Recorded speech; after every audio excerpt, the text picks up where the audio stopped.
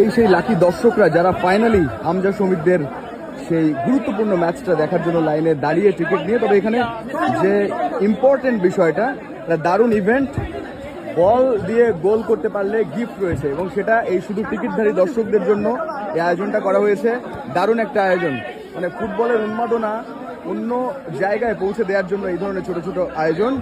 সুতরাং একটা অসাধারণ ব্যাপার যে দর্শকদের জন্য এরকম একটা ইভেন্ট রাখা হয়েছে, যে গোল করতে পারলে পুরস্কার এবং এখানে কিছু একটা তো নিয়ম রয়েছে। নিয়মটা কি, কতবার গোল দিতে হবে? 3টা গোল দিতে পারলে গিফট, তাই তো?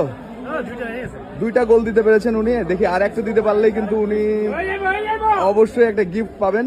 তো দারুণ একটা ব্যাপার এই মুহূর্তে, ঠিক স্টেডিয়ামে ঢোকার মুহূর্তে টিকিট নিয়ে যখন প্রবেশ করছেন তখনই এই আয়োজন এবং 3টা গোল দিয়ে উনি একটা পুরস্কার অবশ্যই জিতবেন। তো একটা দুর্দান্ত অবস্থা এই মুহূর্তে স্টেডিয়ামের ঠিক বাইরে।